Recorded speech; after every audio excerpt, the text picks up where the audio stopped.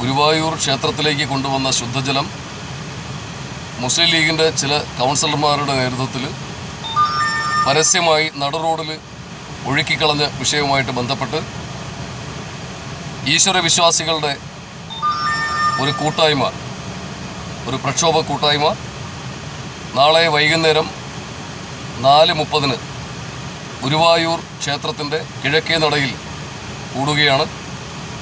എല്ലാ ഈശ്വരവിശ്വാസികളും അതുപോലെ തന്നെ ആചാരാനുഷ്ഠാന സംരക്ഷണ സമിതിയുമായി ബന്ധപ്പെട്ട് പ്രവർത്തിക്കുന്ന, നമ്മുടെ സംസ്കാരം മുറുകെ പിടിക്കുന്ന, നമ്മുടെ വരും തലമുറയെ രക്ഷിക്കാൻ ആഗ്രഹിക്കുന്ന എല്ലാ വിശ്വാസികളും കൃത്യമായും നാളെ വൈകുന്നേരം 4:30 ഗുരുവായൂർ ക്ഷേത്രത്തിൻ്റെ കിഴക്കേ നടയിൽ എത്തിച്ചേരണമെന്ന് വിനയപുരസ്സരം അഭ്യർത്ഥിക്കുകയാണ്.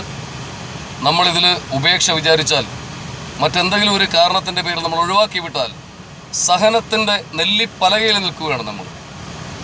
നമ്മുടെ വിശ്വാസങ്ങൾക്ക് വേണ്ടിയുള്ള പോരാട്ടം മാത്രമാണ്.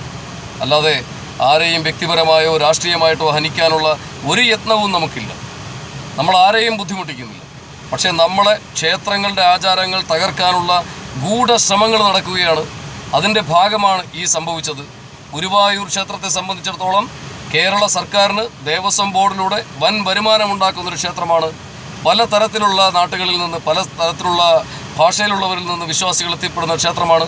അവിടെ സംഭവിച്ച ഈ വിഷയത്തിൽ നമ്മൾ ശക്തമായിട്ട് പ്രതികരിക്കണം. എല്ലാവരും കൃത്യമായി നാളെ വൈകുന്നേരം 4:30 എല്ലാ പ്രയാസങ്ങളും മാറ്റിവെച്ച് ഗുരുവായൂർ ക്ഷേത്രത്തിൻ്റെ കിഴക്കേ നടയിൽ എത്തിച്ചേരുക. നമുക്ക് ആരെയും ആക്രമിക്കാനോ സമരം ചെയ്യാനോ ഒന്നുമല്ല, ഒരു കൂട്ടായ്മ, ഒരു പ്രതിഷേധ കൂട്ടായ്മ, അതാണ് ഉദ്ദേശിക്കുന്നത്. വാഹന സൗകര്യമില്ല, വാഹന ചെലവിന് കാശില്ല എന്നുള്ളൊരു വിശ്വാസിയാണെങ്കിൽ, അയാൾ അടിയുറച്ചൊരു വിശ്വാസിയാണെങ്കിൽ വണ്ടി കയറി അവിടെ വരൂ, തിരികെ പോകാനുള്ള പണം ഞങ്ങൾ തരാം.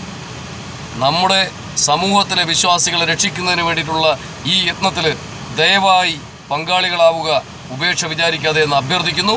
വിനയാന്വിതമായ നമസ്കാരം.